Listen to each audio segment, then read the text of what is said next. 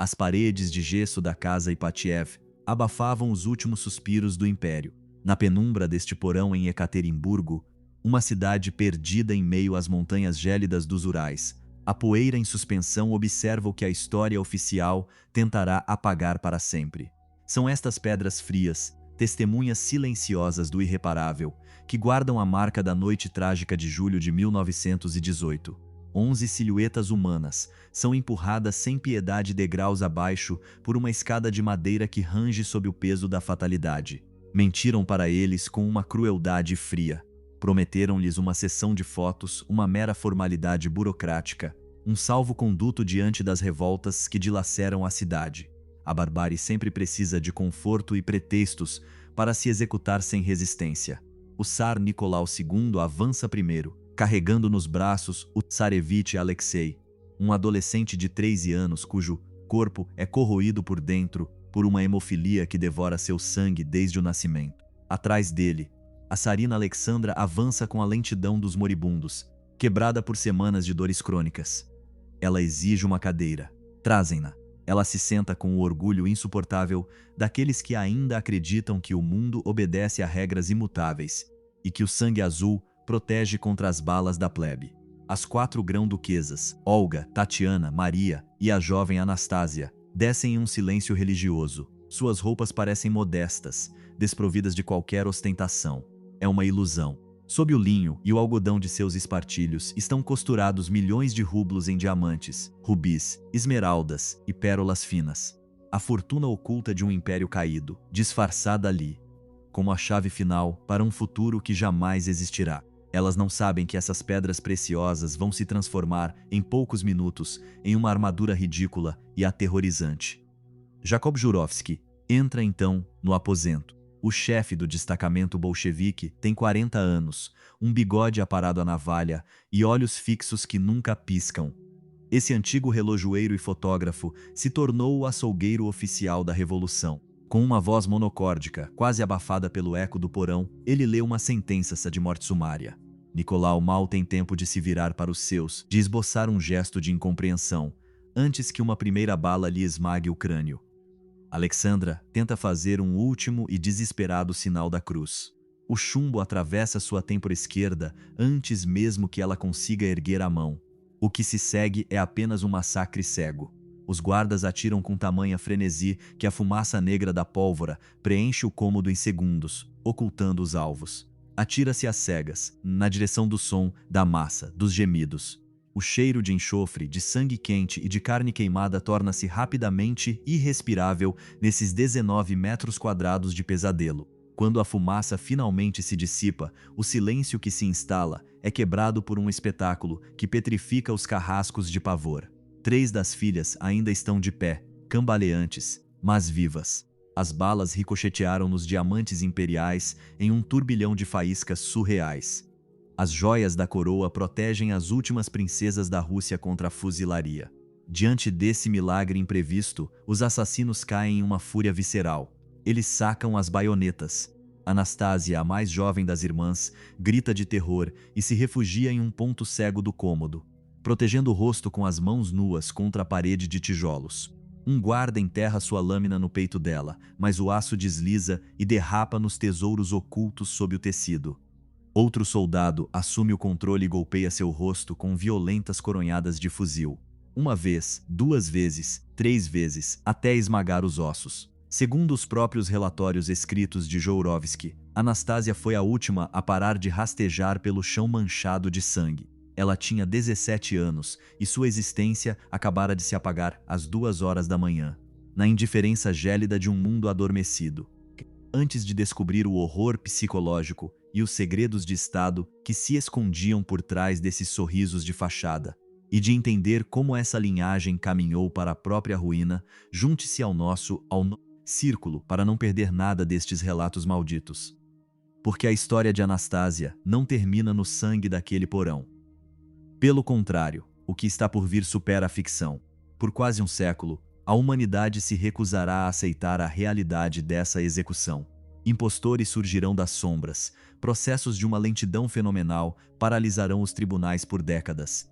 E uma mulher jurará diante de Deus e dos homens durante 60 anos, será grão-duquesa, sobrevivente, conseguindo convencer milhões de fiéis. Como uma criança travessa, alegre e profundamente reverente, pôde se tornar o fantasma mais famoso e assombroso do século XX, como uma dinastia dotada de um poder absoluto, de riquezas incalculáveis e de palácios feéricos, pôde terminar massacrada como criminosos comuns num porão de província. Para desvendar esse mistério, é preciso voltar 17 anos no tempo, regressar ao dia exato em que Anastasia veio ao mundo. Um nascimento que foi vivido, desde o primeiro segundo, como uma imensa decepção política. Estamos em 18 de junho de 1901, no Palácio de Peterhof, às portas de São Petersburgo. Os canhões imperiais rugem para saudar o evento, mas o número de salvas paralisa imediatamente a aristocracia russa. 101 salvas teriam anunciado o nascimento de um herdeiro homem, o salvador do trono. O canhão dispara 301 vezes. É uma menina, a quarta consecutiva. Nicolau II, autocrata de todas as Rússias, soberano de um império que se estendia de Varsóvia a Vladivostok, anota naquele dia em seu diário íntimo, com uma frieza que beira o desprezo, o nascimento de sua quarta filha, a quem batiza de Anastasia.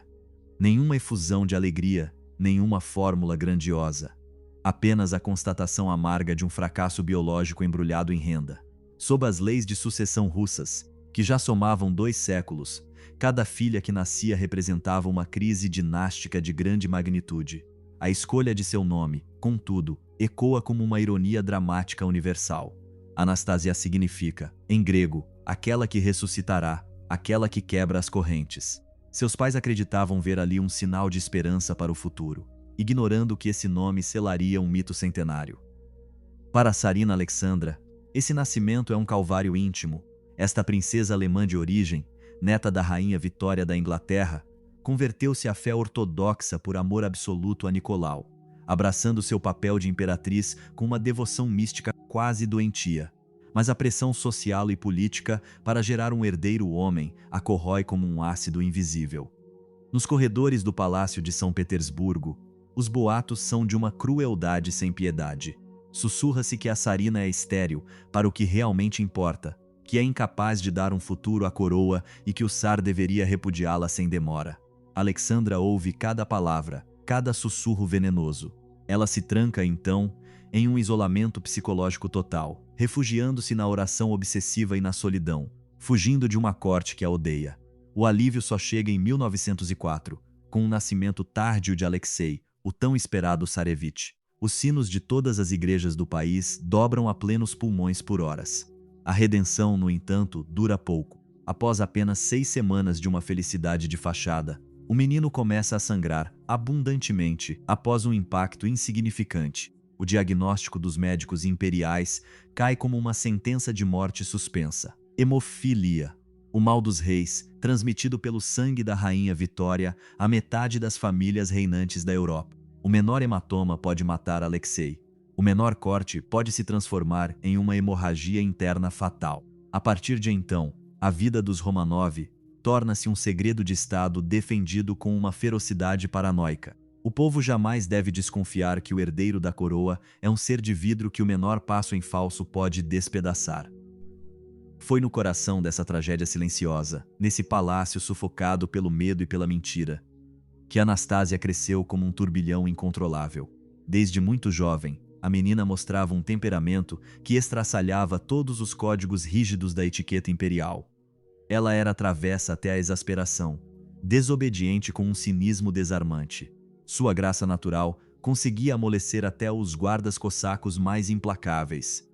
Assassinos profissionais que já tinham visto sangue correr nos campos de batalha e que se viam impotentes diante de uma criança de 6 anos que lhes mostrava a língua por trás de uma coluna de mármore.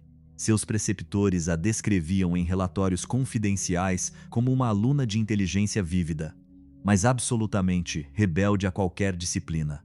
Seu professor de francês registrou sua imensa frustração diante daquela grão-duquesa que se recusava a aprender as conjugações, afirmando com firmeza que, se todo mundo a entendia, a gramática era uma perda de tempo inútil. Sua mãe a apelidou de Schwibsik, a diabinha, um apelido que ela pronunciava com uma mistura de orgulho secreto e desespero materno. Anastasia escalava as árvores da propriedade, usando seus suntuosos vestidos de renda branca, rasgava suas meias de seda e voltava com os cabelos cheios de folhas secas. Durante os jantares oficiais, ela se esgueirava por baixo das toalhas para amarrar os cadarços dos embaixadores estrangeiros. Caricaturava os convidados mais austeros assim que eles desviavam o olhar. Armada com uma pequena câmera fotográfica dada por seu pai, ela capturava os últimos instantes de um mundo aristocrático condenado à morte. Sua gargalhada radiante, quase escandalosa, ecoava sem fim pelas galerias desertas do Palácio de Alexandre, em Tsarskoye Selo, um riso que desafiava a autoridade, ignorando que cada eco alegre a aproximava um pouco mais do silêncio definitivo do porão de Ekaterimburgo. Nesse microcosmo sufocante, onde cada reverência era calculada ao milímetro e os segredos de Estado eram sussurrados por trás de leques de seda, Anastasia surgia como um terremoto de insolência. A corte imperial de São Petersburgo exigia o silêncio. Ela respondia com a risada, uma insubordinação permanente que sua própria família se apressava em perdoar, fascinada por aquela centelha de vida no meio de um mausoléu de ouro. As correspondências privadas das irmãs Romanov não mentem sobre esse caos salvador. Tatiana escrevia em papéis perfumados que Anastasia tinha acabado de sabotar a etiqueta mais uma vez. Maria confessava em seu diário que suas gargalhadas faziam o estômago doer de tanto rir. Até Olga, a mais velha, envolta em sua melancolia crônica e na gravidade de uma futura soberana, tinha que admitir o óbvio. Sem aquela garota indisciplinada, o palácio não passaria de um monastério de luxo, uma prisão dourada para almas penadas. As 4 filhas do autocrata formavam um bloco único, uma entidade quase mística selada sob uma sigla que se tornou lendária. Ótima, Olga, Tatiana, Maria, Anastasia. 4 rostos para uma única assinatura no rodapé das cartas oficiais e dos presentes da coroa. Mas a riqueza incalculável de seu pai não cruzava o limiar de seus aposentos privados. Elas dormiam de 2 em 2, com Maria compartilhando as noites com Anastasia em um quarto de uma austeridade monástica. Nada de colchões de plumas de cisne por aqui. Nicolau II, moldado por um rigor estritamente militar, estava convencido de que o conforto anestesiava a alma e corrompia o caráter de um futuro governante. Suas camas eram simples leitos de campanha de ferro forjado. Cada manhã, o despertar vinha acompanhado de um banho de água gelada. Essas adolescentes, herdeiras potenciais das maiores reservas de ouro do planeta, levavam uma vida de noviças enclausuradas. Uma hipocrisia flagrante, onde se cultivava uma aparente modéstia enquanto se reinava sobre milhões de servos miseráveis. Mas Anastasia se recusava a ser aprisionada por aquela armadilha de falsa piedade. Menor que suas irmãs, um detalhe físico que alimenta nela uma raiva surda e uma frustração constante, Anastasia compensa a estatura com uma agudeza visual implacável. Nada lhe escapa. Seus olhos azuis, de um brilho quase elétrico, abrigam a malícia de um predador social. Ela agarra um pedaço de carvão e retrata com sarcasmo os defeitos da alta sociedade que desfila pela corte. Suas caricaturas são condenações sem apelação. Um ministro barrigudo e corrompido torna-se, sob o seu lápis, um samovar fumegante de arrogância. Um generalíssimo de calvície reluzente é rebatizado de lua cheia por sua pena afiada. Seu preceptor, cujas lições de gramática a entediam até a morte, não passa de um dicionário ambulante. Diante do piano, o instrumento obrigatório de qualquer princesa perfeita, ela cruza os braços. Seus dedos não lhe obedecem, afirma ela, recusando-se categoricamente a negociar com os próprios membros. É uma insubmissão de salão, é verdade, mas que já racha o verniz de uma autocracia que se julga eterna. Esse temperamento de fogo choca-se inevitavelmente contra a autoridade de ferro de sua mãe. A tsarina Alexandra Fedorovna, envolta em seu puritanismo alemão e em seu fanatismo ortodoxo exacerbado, comanda a educação de sua prole como se fosse uma ordem religiosa.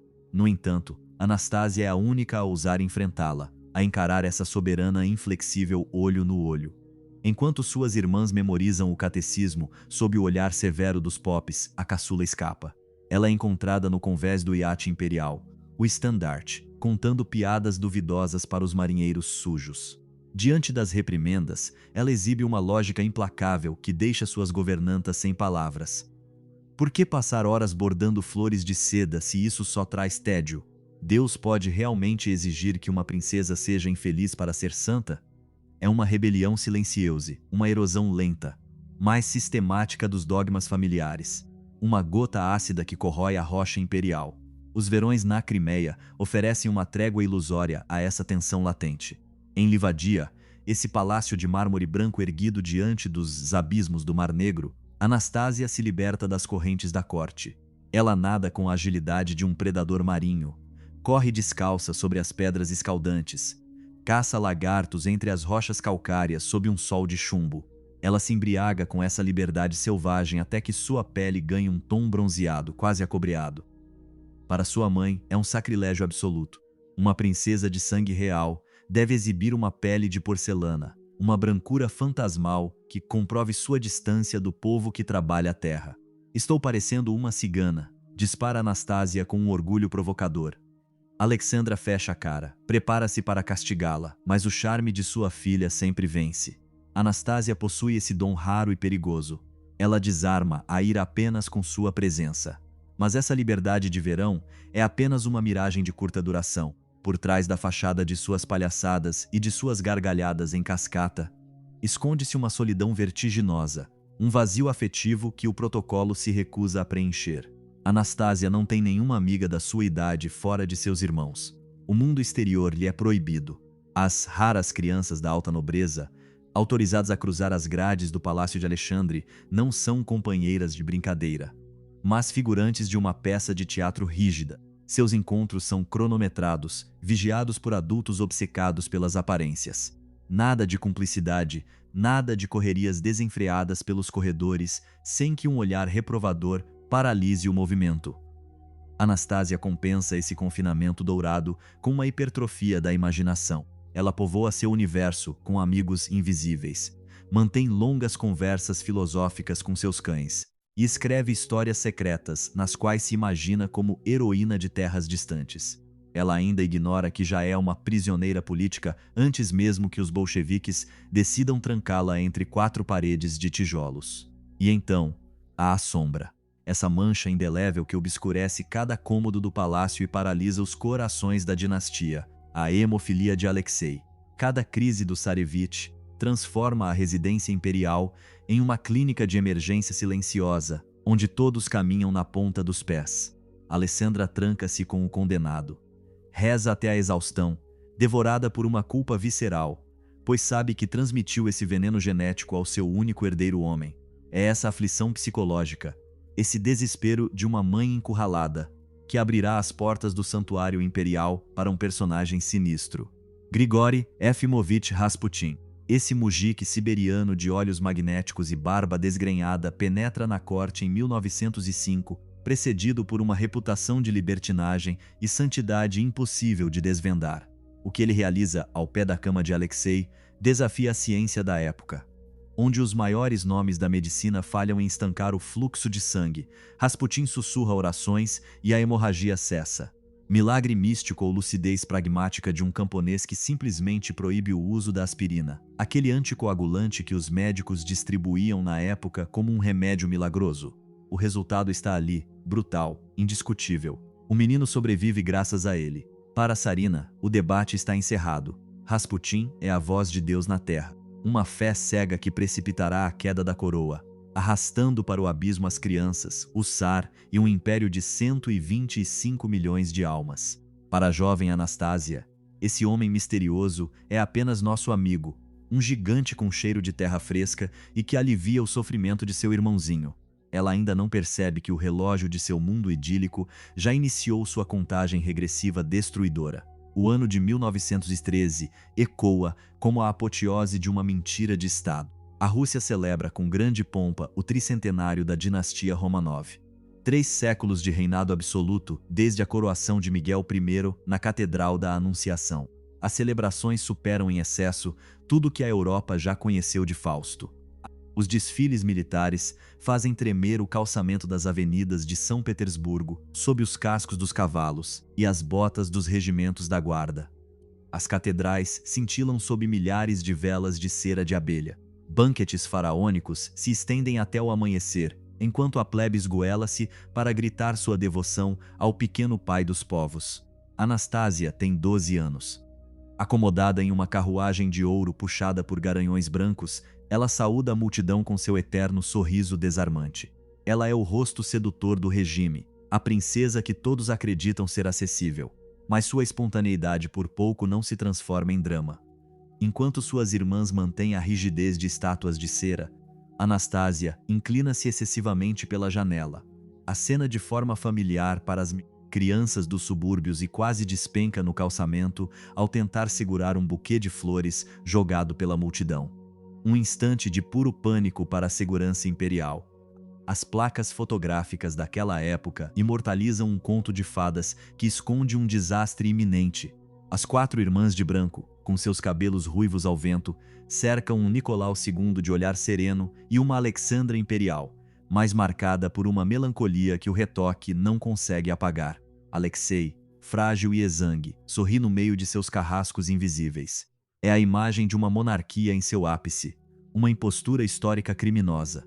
Pois, por trás do fausto dos palácios, a Rússia profunda é um barril de pólvora, cujo pavio já se consumiu.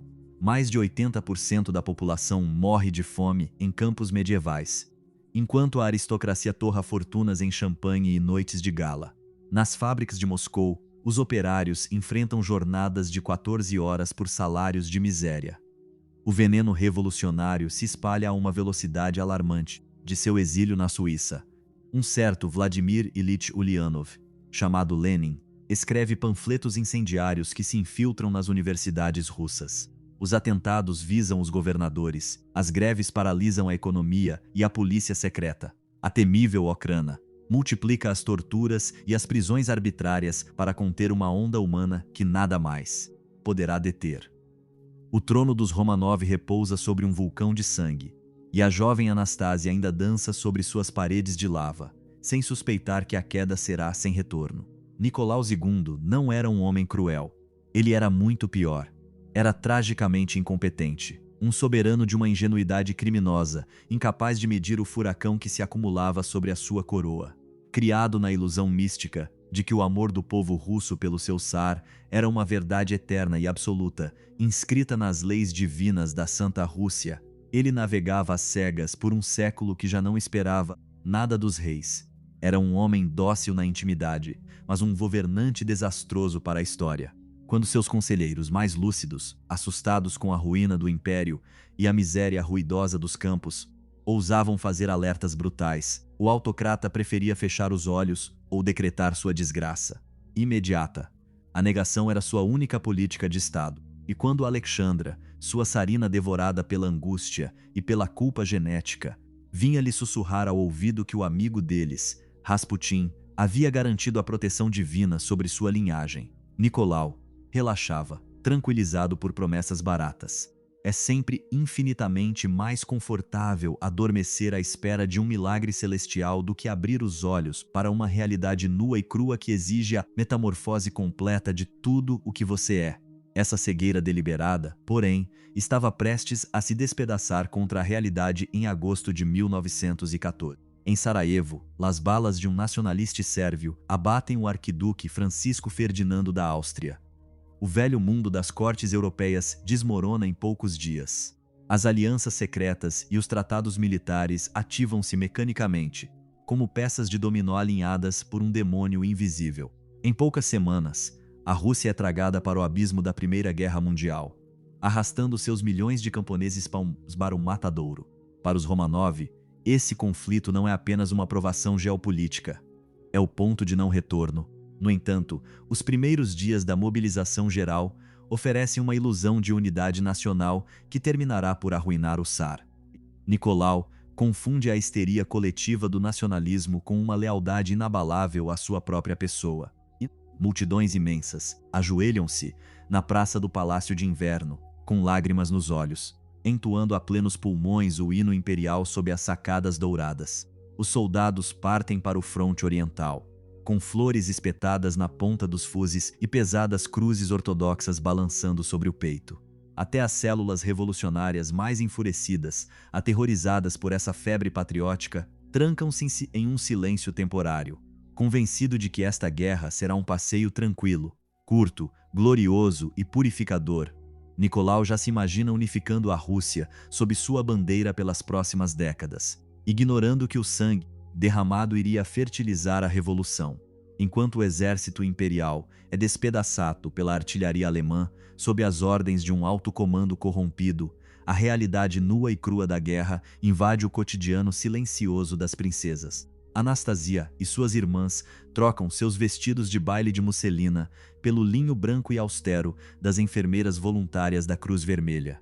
Para Olga e Tatiana, as duas mais velhas, a imersão acontece diretamente na carne viva e nos fluidos corporais.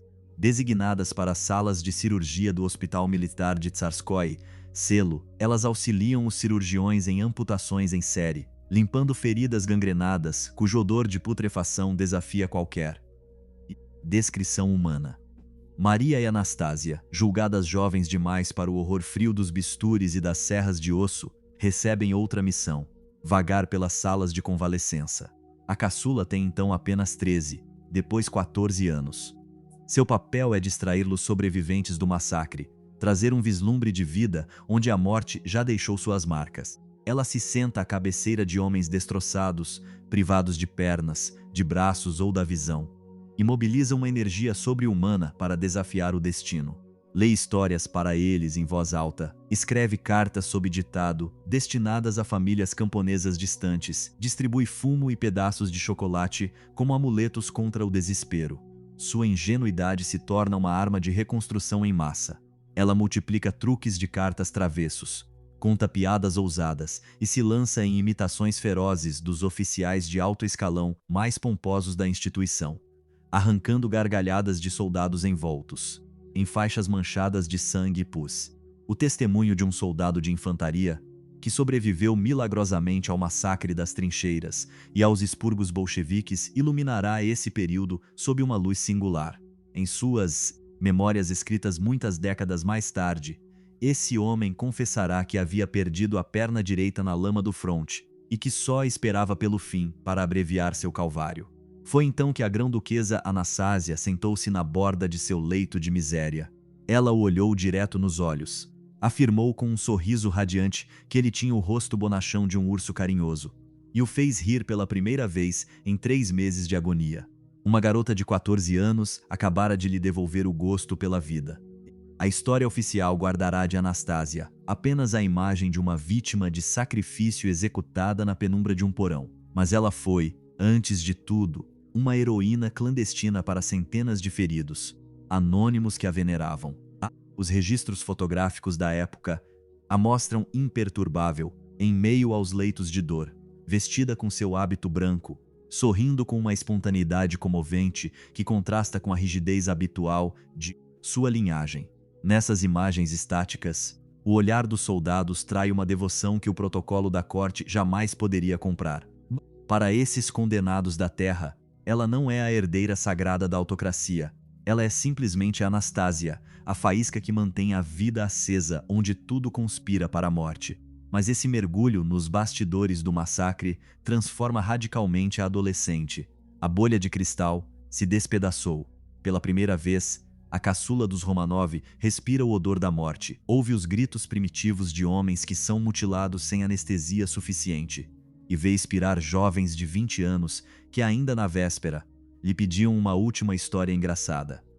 É uma educação pelo sangue e pelas lágrimas, uma lição prática que nenhuma governanta francesa jamais poderia conceber. Anastasia absorve esse trauma coletivo com uma resiliência única, encontrando sempre uma forma de transmutar a aflição em luz. Lá fora, porém, a escuridão ganha terreno. O entusiasmo dos primeiros dias desmorona sob o peso de derrotas militares catastróficas. Milhões de camponeses russos são sacrificados em trincheiras inundadas por falta de munição para responder e de mantimentos para sobreviver. O moral do país está em frangalhos. A fome ruge nas cidades da retaguarda. É nesse clima de apocalipse iminente em setembro de 1915, que Nicolau II cometerá o erro estratégico absoluto que selará o destino de sua dinastia. Ele decide assumir pessoalmente o comando supremo dos exércitos russos, deixando a capital para se instalar no quartel-general da Stavka, a centenas de quilômetros de distância.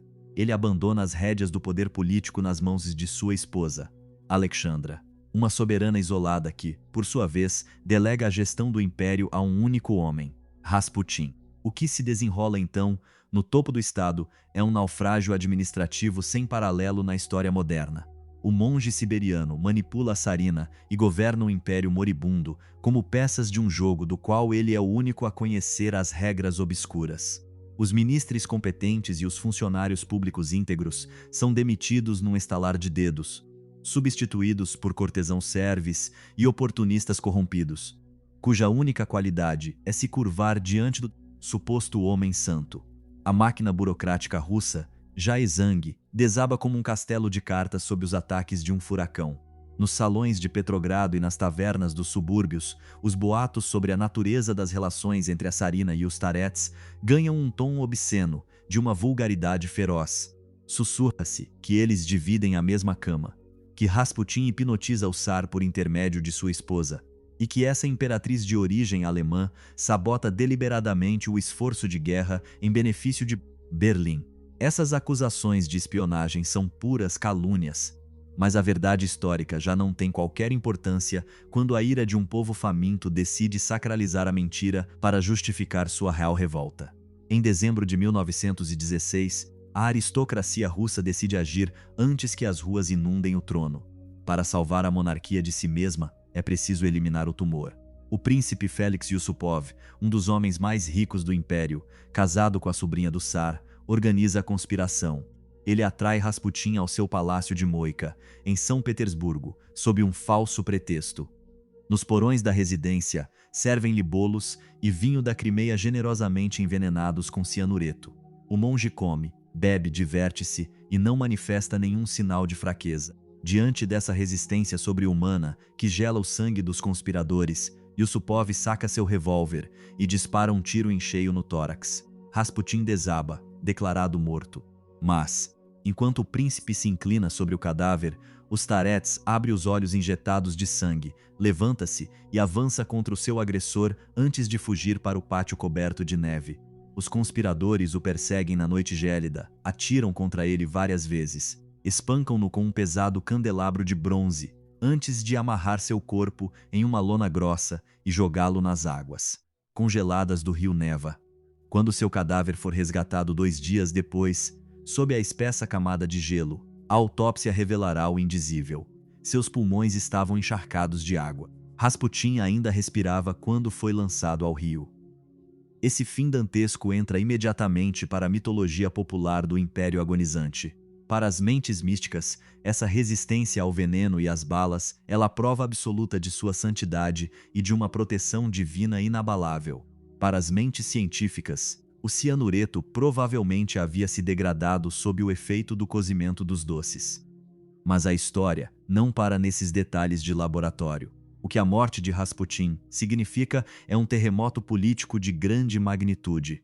Trata-se do primeiro assassinato encomendado e executado não por células anarquistas ou militantes bolcheviques, mas pelo próprio coração da alta nobreza russa.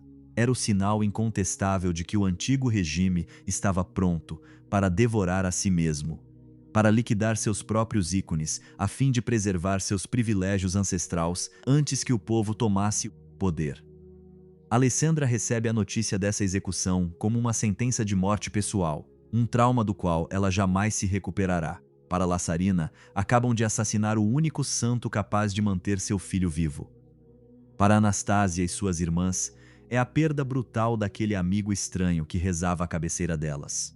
O luto no palácio é imenso, autêntico e silencioso, mas a família imperial se recusa a encarar a verdade. O desaparecimento do monge não acalmou ninguém. Pelo contrário, prova que os círculos mais próximos da coroa agora estão dispostos a matar para livrar a Rússia dos Romanov. Se a alta nobreza já usa o veneno e as armas de fogo, de quanta violência o povo será capaz quando finalmente despertar de seu torpor? a resposta sangrenta se ergueria contra eles em menos de 3 meses. Para medir a magnitude da tragédia que se aproxima, é preciso compreender o isolamento patológico no qual Anastasia foi mantida desde o seu nascimento. Filha do homem, que governa como senhor absoluto um sexto do globo, seu universo real se resumia, no entanto, a um perímetro microscópico. Ela não frequentava nenhuma escola pública. Não tinha nenhuma amiga da sua idade fora do círculo de familiar. E jamais havia ultrapassado os limites fortificados das residências imperiais e dos iates da coroa. Aos 15 anos, Anastasia Romanov nunca tinha pisado sozinha em uma loja para comprar a menor bugiganga que fosse. Jamais havia caminhado por uma rua sem uma escolta de cossacos armados até os dentes. E nunca tinha mantido a menor conversa espontânea com um adolescente, que não fosse um aristocrata escolhido a dedo, um servo submisso ou um soldado de uniforme. Essa existência em circuito fechado de segurança máxima preservava, contudo, fragmentos de uma felicidade intensa, parênteses encantados que tornavam o que estava por vir ainda mais cruel.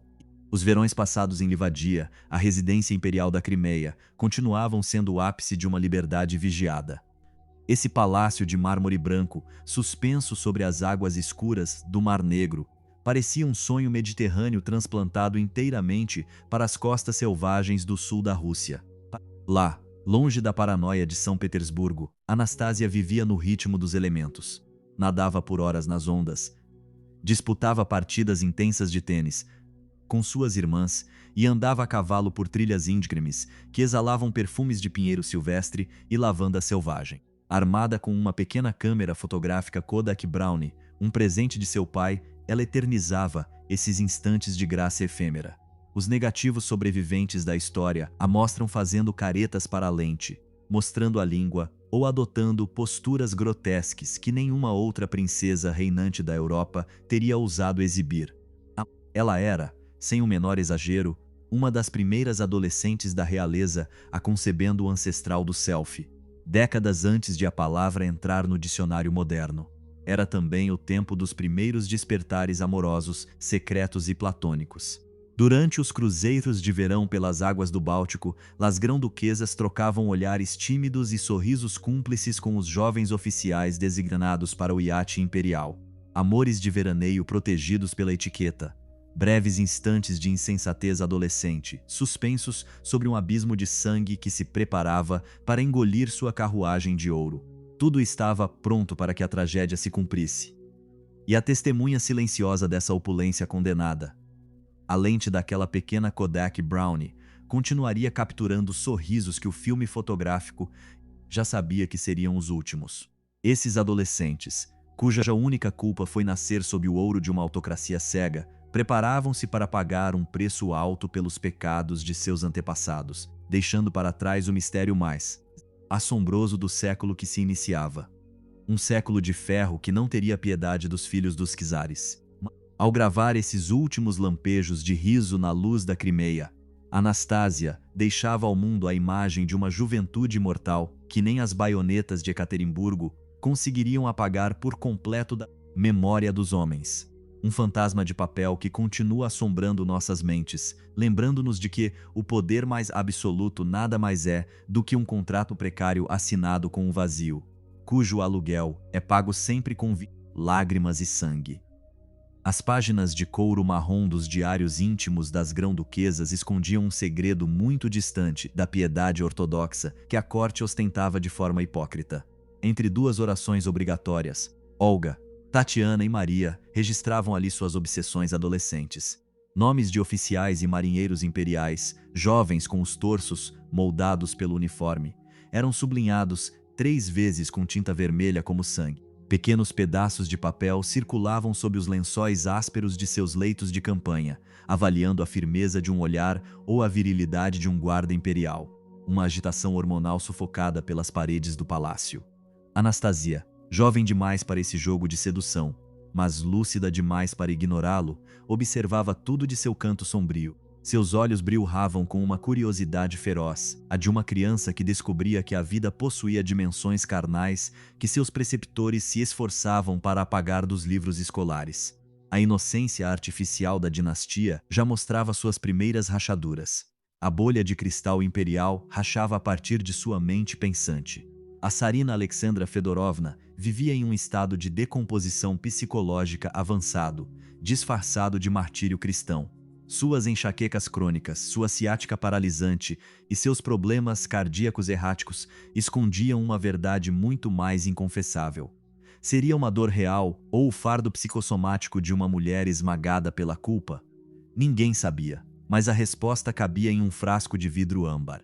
A soberana de todas as Rússias passava seus dias prostrada em uma cadeira de rodas, com o cérebro afogado sob doses pesadas de veronal. Esse barbitúrico, poderosíssimo, a mantinha em uma letargia entorpecida, um coma social que a isolava do rugido dos subúrbios. Sua fé religiosa havia decaído em delírio clínico. Ela já não governava. Venerava ícones supostamente vertendo óleo santo e se alimentava de profecias apocalípticas cuspidas por charlatães. A incompetência sacralizada. Para não enfrentar a marcha implacável do século, ela se apegava ao sobrenatural. Uma covarde abdicação do espírito.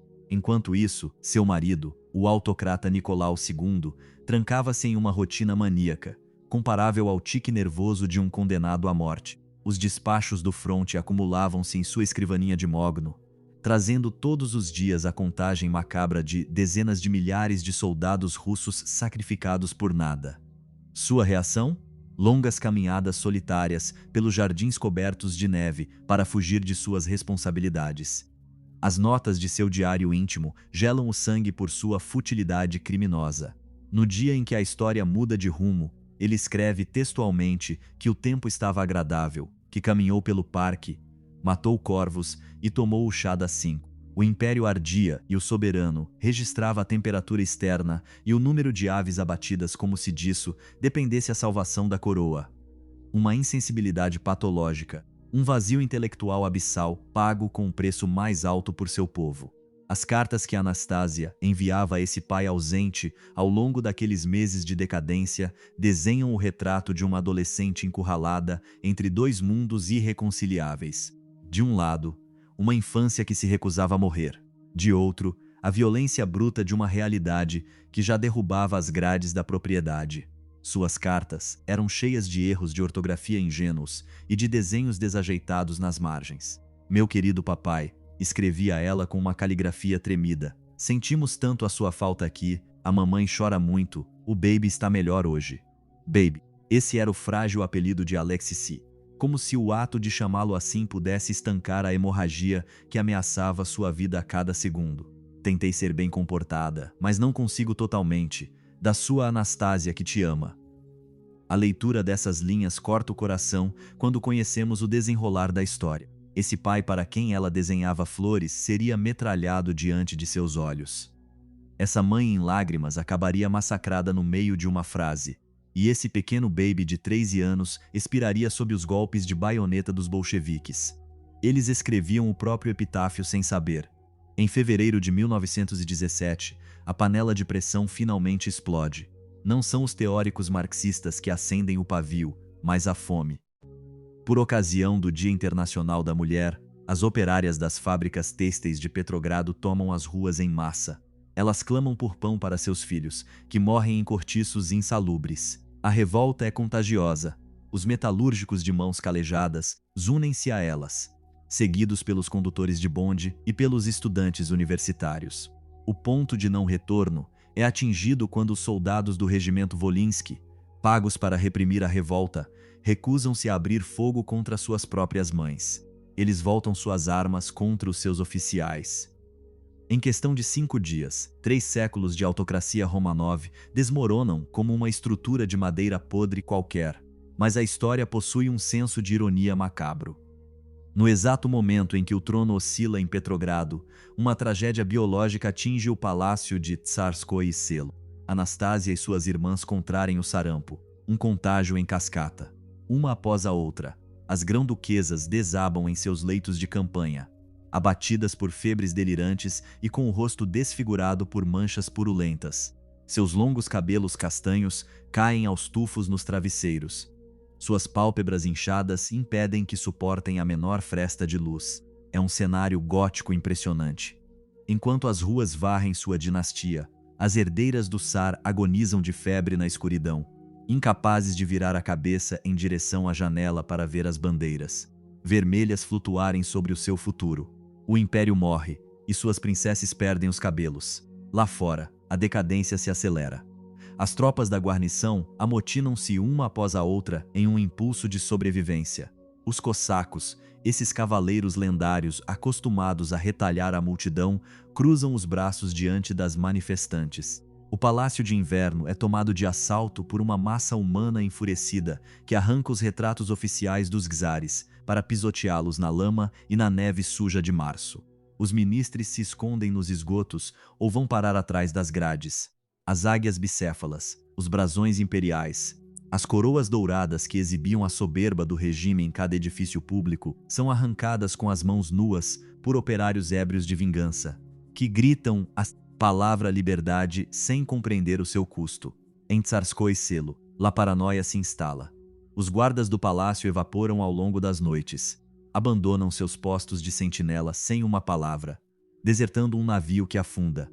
Os poucos soldados restantes baixam os olhos quando cruzam com os criados perto dos quartos onde as princesas ainda deliram. A grande engrenagem imperial travou. Nenhuma ordem mais circula, nenhuma certeza se sustenta. O mundo flutua em um vazio congelado, suspenso pelo veredito dos novos senhores das ruas. A condessa Anastasia Endrikova, uma das poucas damas de companhia que não fugiram, anotará em seus diários secretos que esse silêncio de chumbo era infinitamente mais aterrorizante do que o estrondo, distante dos canhões. Era o silêncio de um mundo já morto que se recusava a ser sepultado. Em 15 de março de 1917, o veredito chega. Nicolau II abdica. A certidão de óbito da Santa Rússia é assinada no cenário sórdido de um vagão de trem imobilizado na estação de Pskov, sob o olhar desprezível de generais traidores e políticos apressados em acabar com tudo. O Tsar assina sua ruína com a mesma indiferença burocrática que usaria para validar um decreto agrícola. Nem um grito, nem uma lágrima. Um alívio covarde chega a estampar seu rosto. Ele finalmente se livra do fardo de um povo que jamais compreendeu. Sozinho na penumbra do vagão, diante da noite russa, ele escreve esta frase que resume sua impotência. Ao meu redor, não há senão traição, covardia e engano. Pela primeira vez na vida, o homem vê o mundo sem disfarces. É tarde demais. A notícia golpeia o palácio como uma punhalada silenciosa. Alexandra, a cabeceira de suas filhas de cabeças raspadas e febres, recebe o choque com uma impassibilidade mística que beira a demência. Nenhum soluço.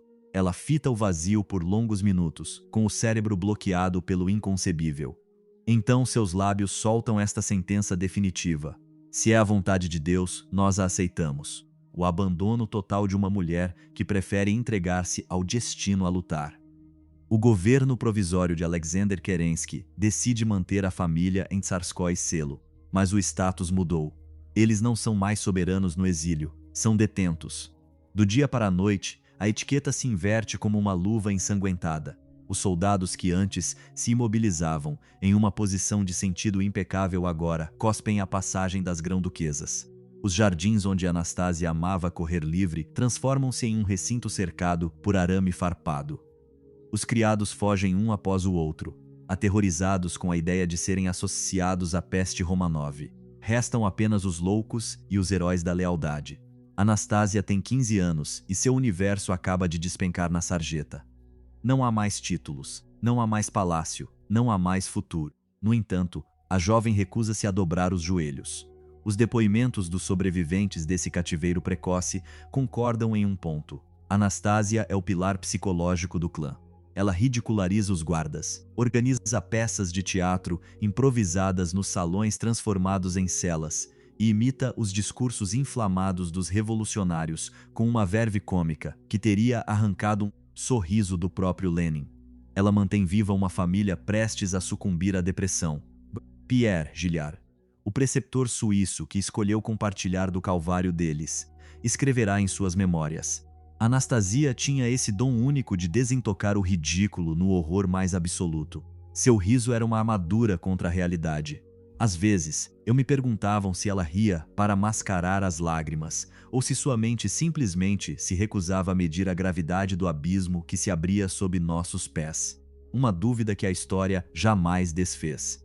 Uma história ocorrida durante esses primeiros meses de confinamento ilumina, de forma nua e crua, a verdadeira natureza dessa criança indomável. Em uma manhã cinzenta e fria como ferro, a violência irrompeu sob as janelas fechadas do palácio de Tsarskoye Selo. Um destacamento de soldados revolucionários, embriagados por essa liberdade bruta e nova que tantas vezes se assemelha à barbárie, invadiu os jardins imperiais. Os canteiros de flores, outrora cuidados por verdadeiros exércitos de jardineiros, foram pisoteados sem qualquer pudor. Depois, foi a vez do mármore. Armados com barras de ferro e as pesadas coronhas de seus fuzis de guerra, esses homens começaram a despedaçar as estátuas clássicas que adornavam as trilhas. Os rostos das ninfas voaram em estilhaços. Os membros dos deuses antigos desabaram na lama. Por trás dos vidros grossos do palácio, 4 pares de olhos observavam esse massacre cultural com um pavor indescritível. Olga deixava suas lágrimas correrem em silêncio, destroçada pelo fim de seu mundo. Tatiana cerrava os punhos até deixar as articulações brancas, sufocando uma fúria real, porém impotente. Maria sussurrava preces compulsivas, invocando um céu deserto. Anastasia, fiel à sua natureza enigmática, fitou a cena por um longo instante. Enquanto o estrondo das coronhadas ainda ecoava, ela deu as costas para a janela e soltou, em voz cristalina, que pelo menos a estátua do fauno não faria falta, já que a figura parecia eternamente constipada. Um riso absurdo e nervoso brotou entre as irmãs. Uma piada trivial, quase inadequada no meio do apocalipse, mas que bastou para rasgar a mortalha de seu cativeiro. Por alguns segundos efêmeros, o governo revolucionário deixou de existir. Elas já não eram reféns políticas e insurses, mas simplesmente 4 irmãs compartilhando um segredo ridículo, um milagre de puro deboche. Mas como se havia chegado àquele ponto? Como um destino tão elevado pôde desabar tão baixo? Como se pôde trair aqueles que encarnavam a própria sacralidade de uma nação? Condenar uma família inteira pelos erros de um único homem faz parte de uma engrenagem implacável. Mas decidir que uma criança cujo único crime é saber rir deve ser apagada da face da terra é uma monstruosidade que a história estava prestes a validar. O verão de 1917 arrastou-se como uma lenta agonia psicológica, suspensa entre as promessas de um exílio e a angústia de um pelotão de fuzilamento. Alexander Kerensky, ansioso para se livrar dessa batata quente dinástica, negociaia nos bastidores a transferência da família para a Inglaterra. O rei George V era primo-irmão de Nicolau II. A semelhança física entre eles era tão impressionante que costumavam ser confundidos nas reuniões de família. Os planos estavam maduros. Um navio da Royal Navy estava pronto para cortar as águas do Báltico e arrancar os Romanov da vingança vermelha. Foi então que sobreveio a infâmia. Em segredo, longe dos olhos dos parlamentos, o rei George V retirou pura e simplesmente sua oferta de asilo. O monarca britânico capitulou diante do medo de uma contaminação socialista em seus próprios subúrbios, temendo que a presença do tirano russo desestabilizasse seu próprio trono. Uma traição silenciosa, burocrática e definitiva. A solidariedade do sangue real apagou-se diante do cálculo político de sobrevivência. Décadas mais tarde, o Palácio de Buckingham tentará apagar essa mancha de seus arquivos oficiais, jogando a culpa no governo de Lloyd George. Mas os telegramas criptografados não mentem. George V sabia que, ao assinar essa recusa, condenava seus primos à morte. Ele escolheu virar a página, antes de descobrir o horror psicológico e os segredos de Estado que se escondiam por trás desses sorrisos de fachada, e de entender como essa linhagem caminhou para a própria ruína. Junte-se ao nosso círculo para não perder nada destes relatos malditos. A rota de fuga britânica acabava de ser trancada a 7 chaves em um silêncio sepulcral. Em agosto de 1917, o veredito logístico caiu como uma guilhotina. O governo provisório ordenou a transferência da família para Tobolsk, um vilarejo perdido na imensidão da Sibéria Ocidental, estagnado em um torpor digno do século XVII. A viagem foi um calvário de discrição forçada. Dias inteiros confinados nos compartimentos de um trem, cujas cortinas permaneciam hermeticamente fechadas, proibindo o povo de vislumbrar o rosto de seu antigo senhor. Depois, seguiu-se uma lenta procissão fluvial, a bordo de um barco a vapor, pelas águas escuras do rio Irtysh, sob um céu tão vasto que parecia esmagar as últimas ilusões dos prisioneiros. Anastasia tinha como única riqueza suas fotografias da Crimeia, sua pequena câmera Kodak Jimmy, seu cão King Charles Spaniel de olhos redondos e tristes. Na chegada, a realidade siberiana os atingiu em cheio. Eles foram alojados na antiga residência do governador, um casarão vasto, mas sinistro, desprovido de qualquer conforto moderno, sem aquecimento central para enfrentar o inverno que se aproximava e sem água quente. A aristocracia descobriu o frio que morde a carne dos plebeus. No entanto, aqueles meses passados em Tobolsk pareceram, estranhamente, o olho de um furacão. Uma paz artificial se instalou, sustentada por uma resiliência que assombrava os próprios carcereiros. Privado de sua coroa, Nicolau II descobriu a dignidade do trabalho manual. Toda manhã, o antigo autocrata rachava lenha no pátio para impedir que sua família congelasse.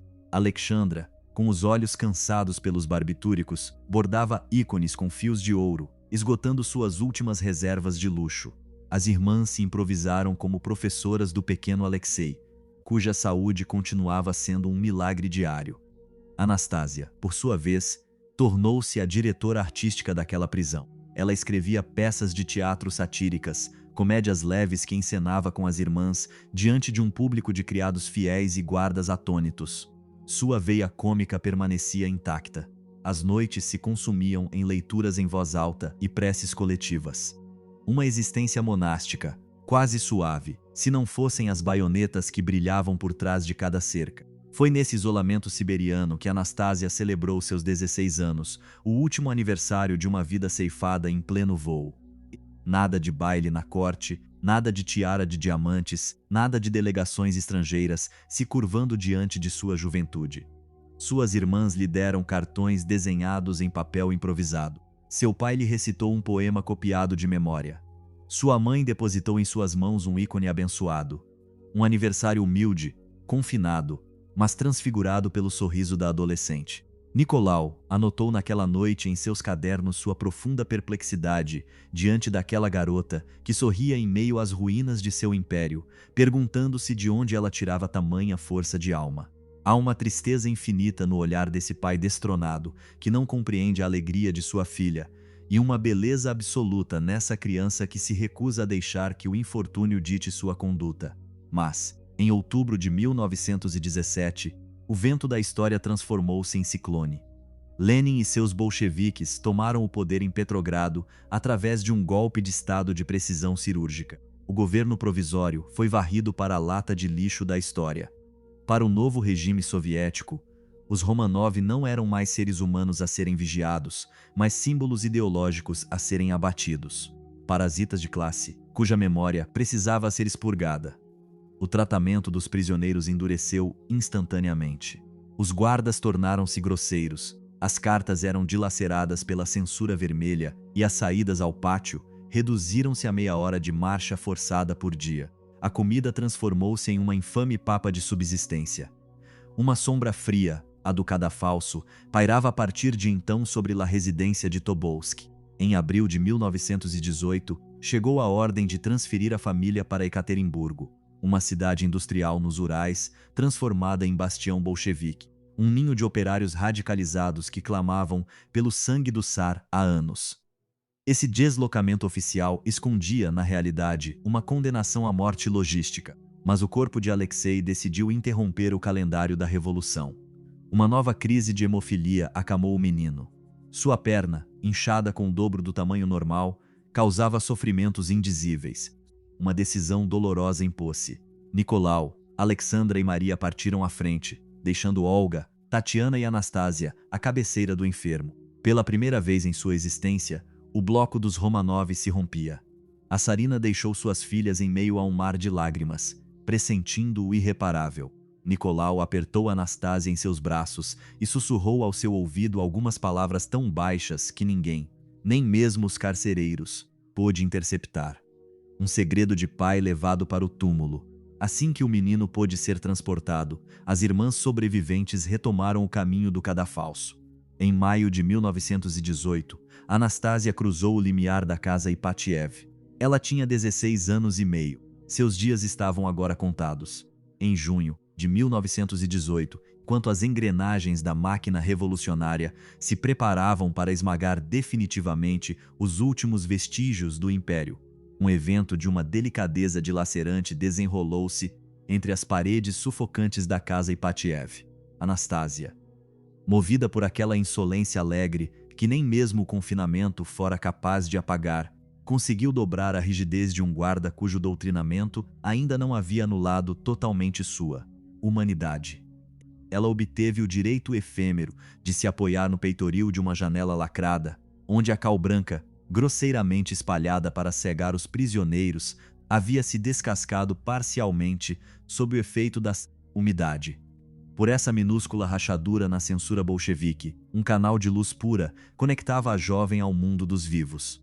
Ali, ela descobriu um pedaço do céu de verão de Ekaterimburgo, um azul límpido e violento, soberbamente indiferente às tragédias humanas. O guarda, que anos mais tarde prestou depoimento diante de uma comissão de inquérito, relatou que a grão-duquesa permaneceu imóvel, com o olhar suspenso naquele buraco de agulha celestial por mais de 20 minutos, trancada em um silêncio religioso.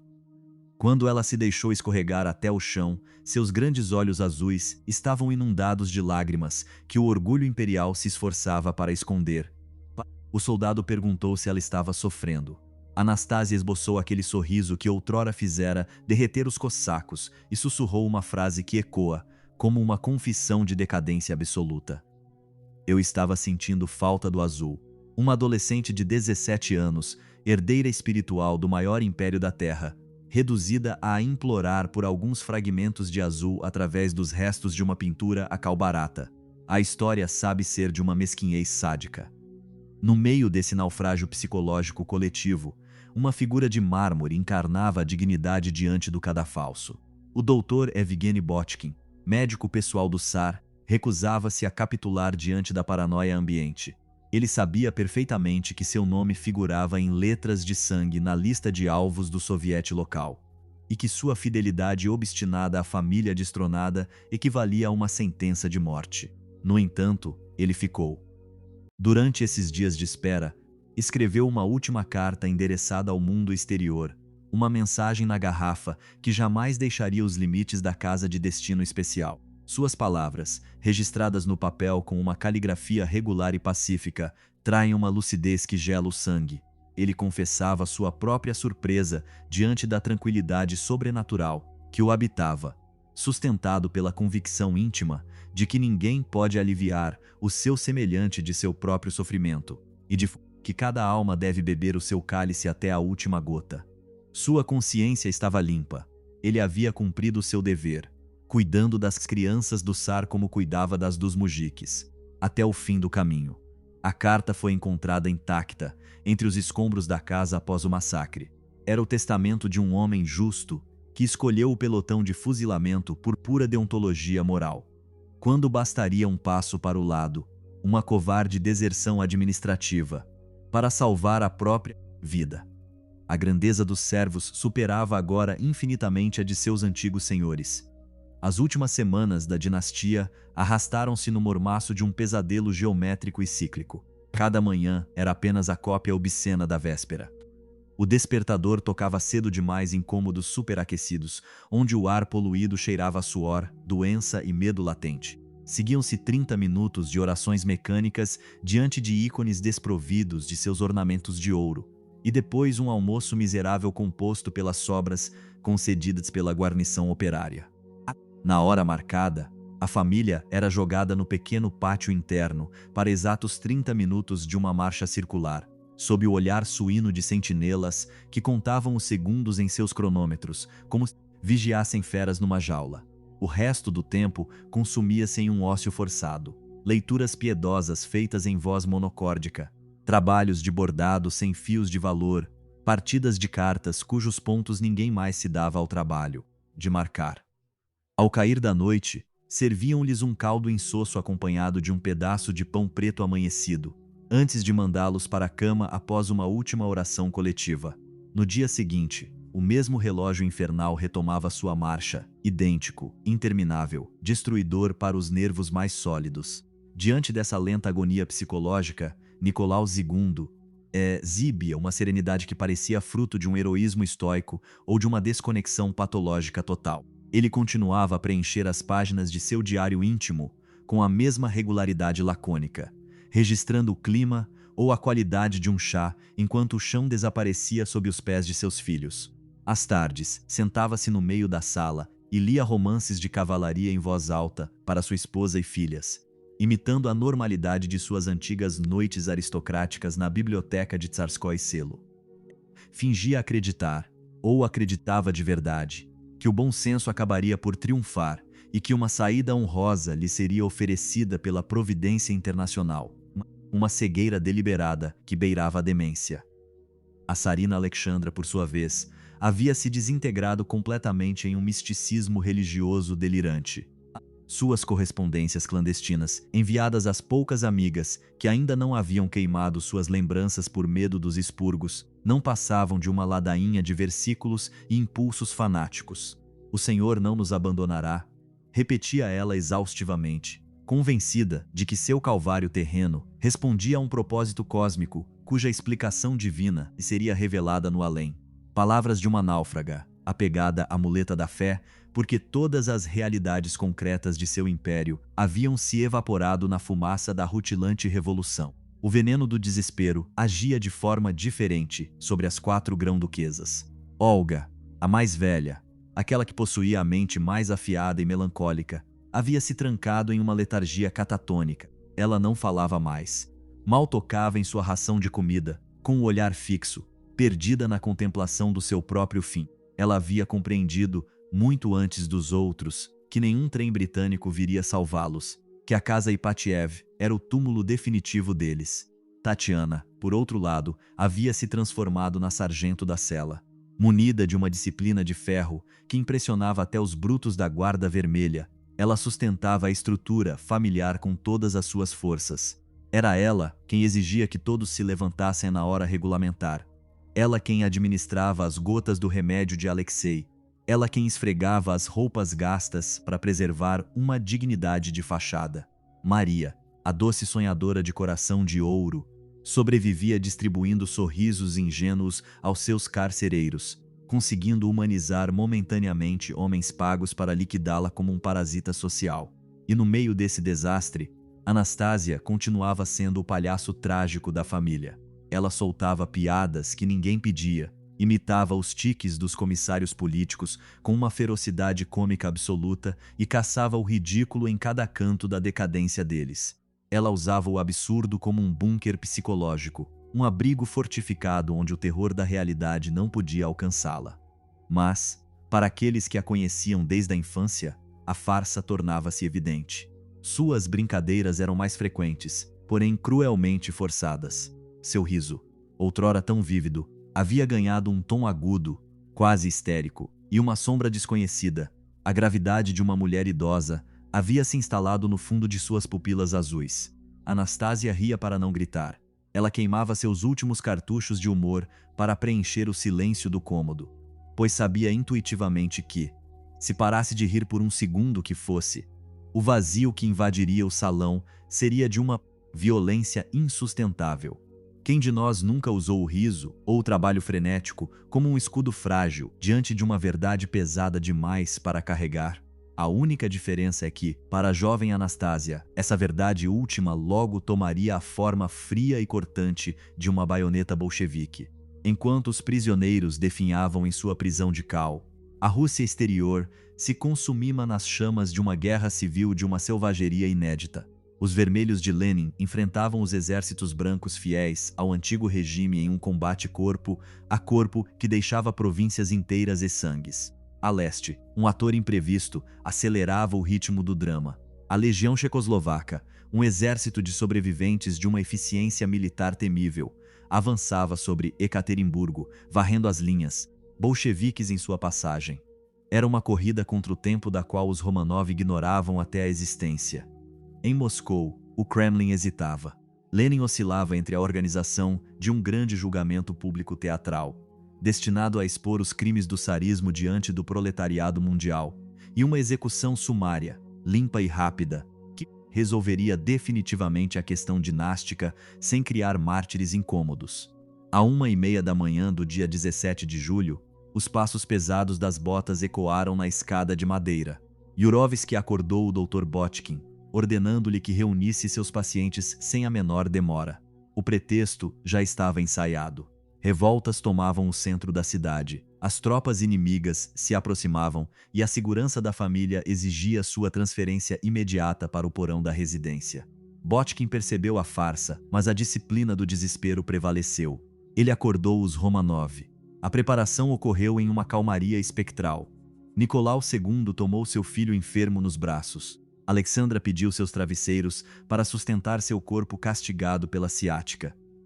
As grão-duquesas ajeitaram os cabelos diante do espelho, um último reflexo de vaidade diante do vazio. Anastasia desceu os degraus escuros, apertando contra o peito seu pequeno espaniel Jimmy e um travesseiro de plumas. Haveria diamantes imperiais ali escondidos para financiar sua fuga. Como sustentariam os investigadores? Ou buscava ela apenas um conforto frágil contra o frio das pedras do porão? Esse detalhe insignificante ganha uma dimensão verdadeiramente insuportável quando se sabe o que a esperava ao pé da escada. Uma adolescente de 17 anos, caminhando em direção ao seu pelotão de fuzilamento, com seu cão sob o braço e seu travesseiro sobre o coração, como se estivesse simplesmente se preparando para passar a noite na casa de uma amiga da sua idade. O porão da casa Ipatiev esperava, mergulhado em uma penumbra fétide. As paredes grossas de tijolos, escolhidas pelo antigo relojoeiro por sua capacidade de abafar os gritos, preparavam-se para absorver o sangue da última linhagem sagrada da Rússia. A janela com a cal descascada, que havia oferecido a Anastasia seu último fragmento de azul, permanecia lá no alto, muda e fechada, abandonada à noite escura de Ekaterimburgo. Ela continuaria sendo a testemunha silenciosa dessa hora zero, em que o riso de uma criança se apagou para sempre, deixando a humanidade diante de uma pergunta estarrecedora. Quantos diamantes é preciso costurar sob o linho para proteger uma princesa da fúria dos homens? A resposta, gravada no chumbo e no vitríolo, assombrará o século que estava por vir, lembrando que os impérios mais absolutos terminam sempre por se apagar no silêncio de um porão esquecido.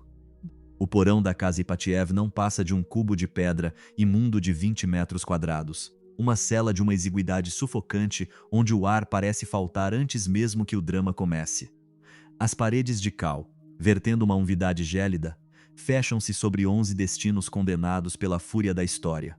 Não há nenhum móvel nesse cômodo sinistro, com exceção de 2 cadeiras miseráveis trazidas às pressas para a Tsarina Alexandra, cujo corpo está paralisado por dores crônicas, e para o jovem Tsarevich Alexei, cujas articulações estão cheias de um sangue que se recusa a coagular. Ordenaram que eles se posicionassem como para uma fotografia de grupo, uma última encenação grotesca, imaginada por seus carcereiros para manter a ilusão de uma simples formalidade administrativa até o fim. A disposição dos corpos possui uma rigidez macabra. Nicolau II mantém-se ereto no centro, protetor mas desarmado, com seu único filho sentado ao seu lado. À esquerda, Alexandra reina em seu assento, improvisado com uma dignidade espectral, apegando-se à sua posição enquanto o chão desaparece. Atrás deles, alinhadas como bonecas de porcelana condenadas, as 4 grão-duquesas formam uma barreira de seda e juventude efêmera. O Dr. Botkin mantém-se fiel ao lado do soberano destronado, encarnando a ética profissional até a morte. Ao fundo, 3 servos completam esse quadro de devoção absoluta. O cozinheiro Ivan Karitonov, o lacaio Alois Trupp e a camareira Anna Demidova, que aperta desesperadamente contra o peito 2. Travesseiros de plumas. 11 alvos imóveis. Prometeram-lhes um retrato para a posteridade. Eles aguardam o clique da lente, mas o que avança nas sombras não tem nada de uma câmera fotográfica. A fumaça se dissipa com uma lentidão calculada, revelando um tapete de corpos desarticulados, mas o massacre está incompleto.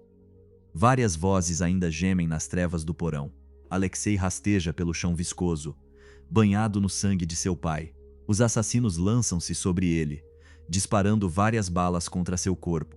Yurovsky anotaria mais tarde, com um horror místico, que o adolescente parecia se recusar a morrer, como se seu organismo, habituado desde o nascimento a lutar contra os ataques da hemofilia, tivesse moldado uma resistência sobre-humana à destruição biológica. Uma última bala na têmpora encerra o calvário do último herdeiro da coroa. Ao seu lado, Anna Demidova defende-se com a energia do desespero, usando seus travesseiros recheados de joias imperiais como um escudo frágil. As balas esmagam-se ali sem perfurá-la de imediato. Os soldados abandonam, então, as armas de fogo pelas baionetas, retalhando-a com golpes de aço até que ela desabe. Tatiana e Maria, feridas mais ainda respirando, são executadas por sua vez com um tiro na cabeça e transpassadas por lâminas afiadas. Resta apenas ela. Anastasia está encurralada contra a parede do fundo, aterrorizada, atordoada, coberta pelos fluidos de seus irmãos. Os diamantes de seu espartilho desviaram os primeiros projéteis, deixando-a viva no meio dos cadáveres. Ela se encolhe em um canto, protegendo o rosto com os braços nus. Uma jovem de 17 anos diante da fúria proletária. Um guarda avança e enterra a baioneta em seu peito, mas o aço desliza novamente sobre as pedras preciosas escondidas sob o tecido. Outro assassino assume o lugar e golpeia o crânio da jovem com violentas coronhadas de fuzil. Anastasia grita, um grito estridente, desumano, que assombrará as noites dos membros do pelotão até o último suspiro deles, invadindo seus pesadelos por décadas. Ela foi, segundo os depoimentos, a última das 11 almas a parar de respirar naquele porão sem fim. O Império está morto, mas a eliminação das provas está apenas começando. Os corpos são evacuados às pressas em macas improvisadas e jogados na caçamba de um caminhão militar que se embrenha na noite em direção à floresta de Koptiapki, a 20 quilômetros dali. As estradas de terra, encharcadas, cedem sob o peso do veículo, abrindo profundas cicatrizes de lama na taiga siberiana. No local, a equipe de Yurovsky despe os cadáveres com a fria eficiência de saqueadores de túmulos, descobrindo a fortuna oculta sob o linho. As pedras são confiscadas em nome do novo poder. Tentou-se, primeiro, queimar a carne com galões de gasolina, mas o corpo humano resiste a fogueiras improvisadas. Derramam, então, ácido sulfúrico sobre os rostos para dissolver os traços e tornar qualquer identificação impossível. 9 corpos são jogados em uma vala comum, ocultados sob dormentes de ferrovia e cobertos com terra fértil. Outros 2 despojos, os de Alexei e Maria, são enterrados afastados, em um buraco a alguns metros de distância, para despistar os cálculos dos futuros investigadores. A logística do esquecimento está em marcha, mas repousa sobre uma mentira que abalaria o século. No dia seguinte, o Kremlin publica um comunicado lacônico, frio como uma sentença judicial. Nicolau II fora executado.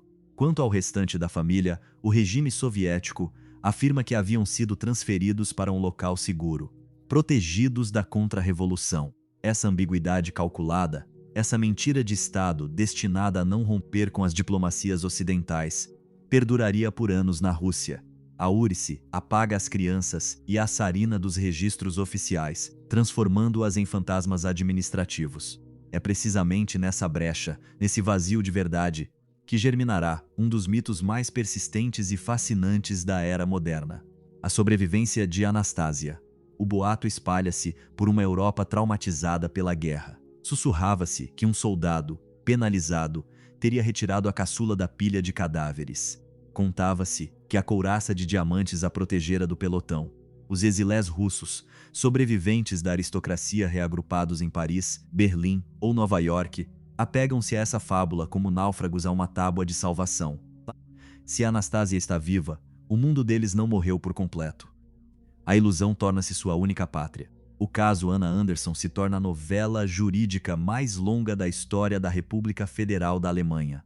Durante mais de 3 décadas, os tribunais de Hamburgo veem desfilar um cortejo surreal de advogados, grafólogos, médicos legistas e cortesãos de um outro tempo. Os defensores da causa listam coincidências perturbadoras.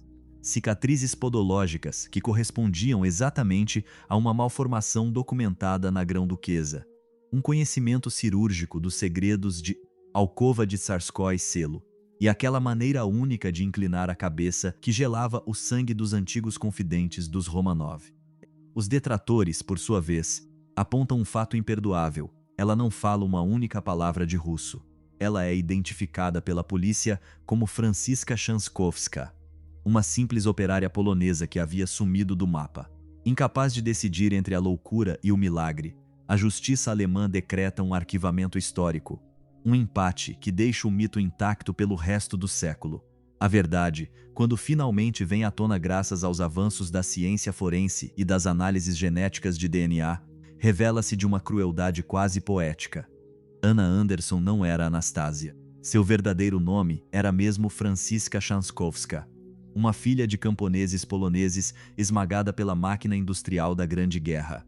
Empregada em uma fábrica de munições, ela havia sido gravemente ferida pela explosão acidental de uma granada, deixando seu corpo marcado por estilhaços e cicatrizes profundas. Feridas de guerra que ela iria, por um delírio psicológico fascinante, reinterpretar como os estigmas das baionetas bolcheviques de Ekaterimburgo.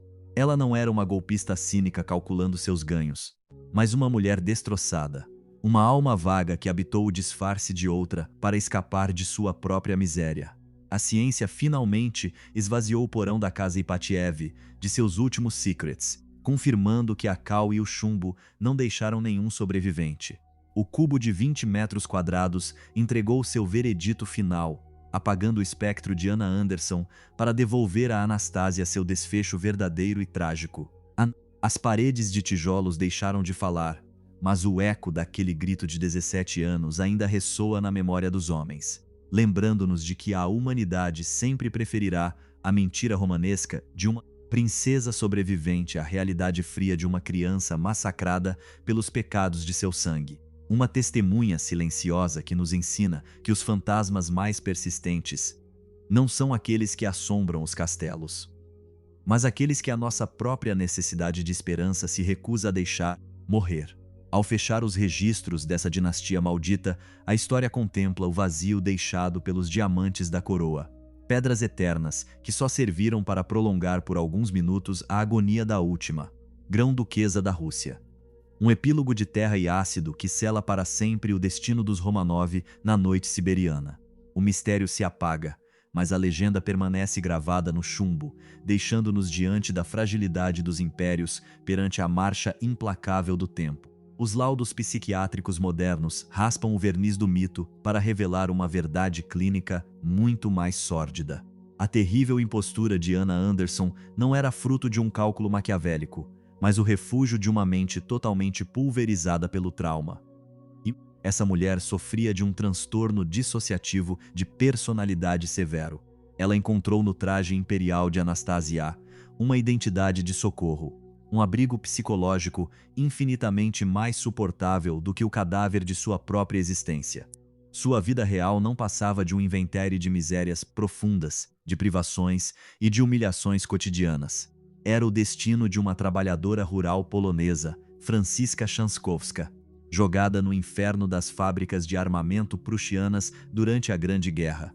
Uma explosão acidental de granada havia dilacerado sua carne, deixando-a desfigurada, com o corpo castigado por estilhaços de metal e a mente colonizada pela loucura.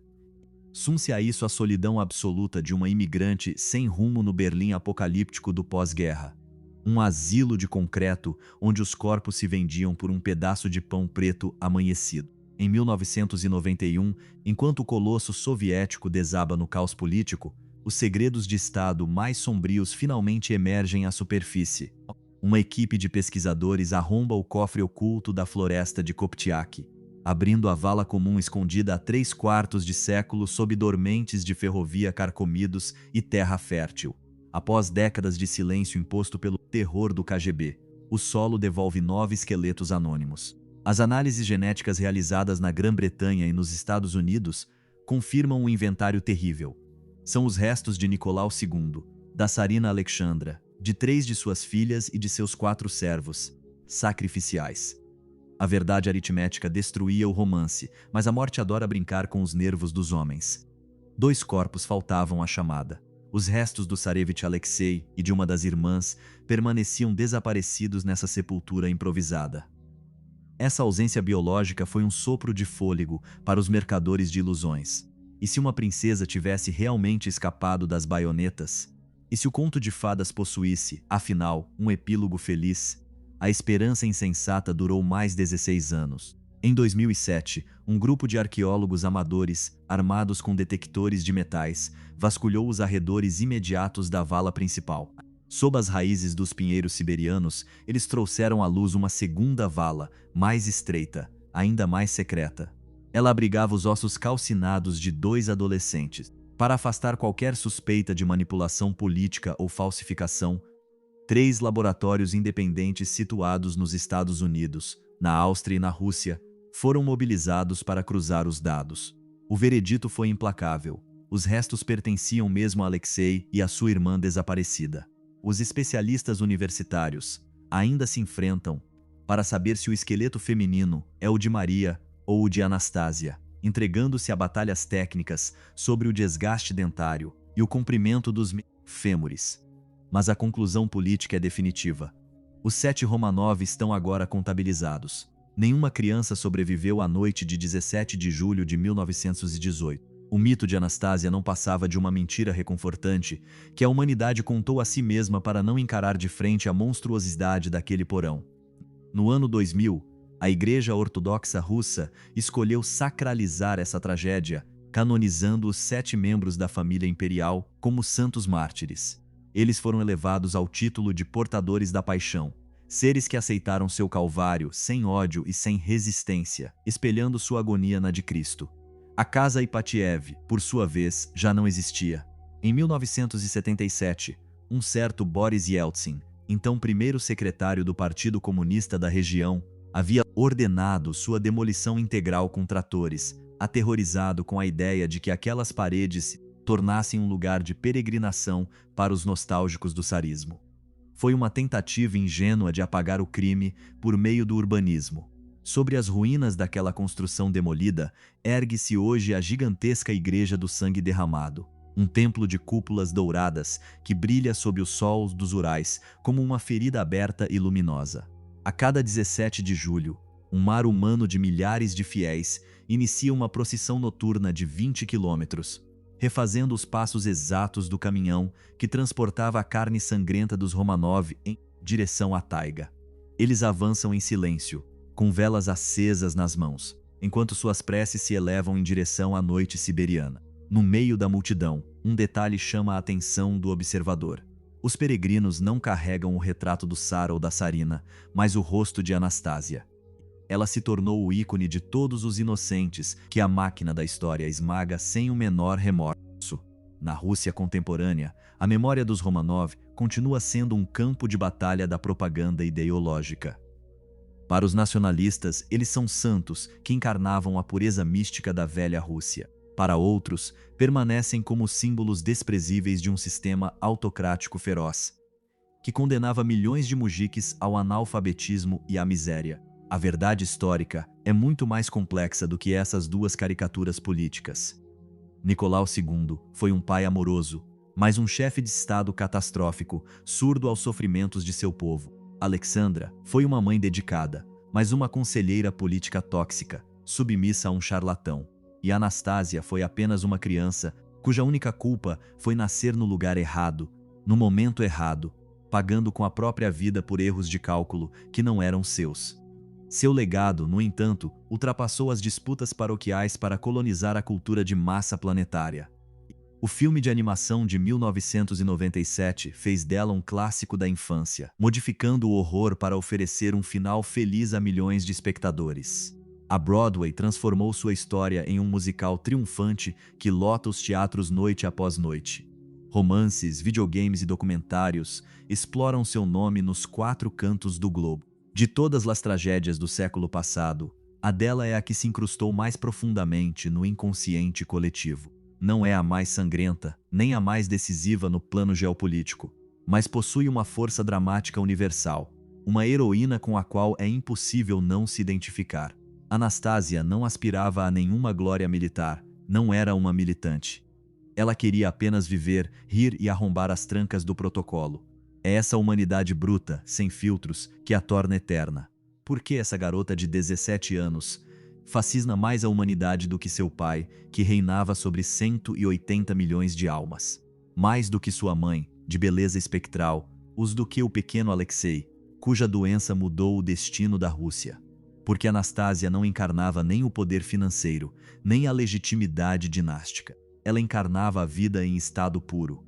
Ela era a insolência alegre no meio da altivez imperial, a piada no coração do santuário, a desobediência radiante diante da submissão cega. Pensar nos Romanov evoca ouro, tiaras e sangue. Pensar em Anastasia evoca uma adolescente mostrando a língua para a lente de uma câmera, uma jovem que fazia os moribundos sorrirem enquanto seu próprio mundo desmoronava como um castelo de areia sob a maré revolucionária. É essa luz partida que nos assombra, pois todos nós possuímos em nossas vidas uma centelha assim, um ser capaz de transmutar a dor em gargalhada. A ideia de que essa força de vida possa ser esmagada de maneira tão estúpida e definitiva é uma abominação que a mente humana se recusa a absorver. O mito de sua sobrevivência não durou um século por falta de rigor científico, mas porque a verdade nua e crua era insuportável para a nossa própria sensibilidade. Entre os pertences pessoais apreendidos pelos investigadores nos escombros da casa Ipatiev, figurava uma testemunha silenciosa dessa agonia velada. Um pequeno caderno de notas gasto que pertencia à jovem. Entre 2 exercícios de vocabulário em inglês e esboços infantis, Anastasia havia copiado ali uma frase anônima, extraída de uma obra cujo título se perdeu definitivamente no esquecimento. Não se sabe se ela a escolhera para aperfeiçoar sua caligrafia, ou porque aquelas palavras ecoavam em sua própria solidão de prisioneira. A linha dizia o seguinte: durma, querida, e quando você acordar, o mundo será melhor. Anastasia adormeceu no meio das explosões e da fumaça da pólvora às 2 horas da manhã, naquele 17 de julho de 1918. E, desde aquela noite trágica, o mundo não se tornou melhor. Ele simplesmente se mostrou um pouco mais consciente da beleza que acabara de destruir. Sua trajetória nos lembra uma verdade cruel que preferiríamos ignorar. A inocência não protege de nada. O riso não é um colete à prova de balas, e o sangue dos inocentes é sempre a moeda de troca das revoluções. Os impérios nunca desmoronam na calmaria dos salões. Eles desabam sobre a cabeça daqueles que nada pediram. O poder absoluto não liquida apenas quem o detém, ele amaldiçoa sua descendência. Mas este caderno também nos deixa uma lição mais luminosa, um ato de resistência supremo. Mesmo nas trevas mais densas de um porão sem janelas, o espírito humano conserva o poder de opor seu próprio sorriso à crueldade dos carrascos. Um século após o massacre, o riso de Anastasia ainda ecoa como um desafio lançado ao vazio. O que você teria feito no lugar dela? Teria conservado essa alegria feroz, enquanto o universo inteiro lhe dava as costas? Teria continuado a espalhar luz quando tudo ordenava capitular? Ou teria dobrado os joelhos muito antes, como faria a imensa maioria dos homens? A resposta a esta pergunta desenha os contornos exatos da sua própria alma. Junte-se a 1 foi, 2 foi, 3 foi ulo, e ative o sininho para não perder nada das nossas próximas autópsias históricas.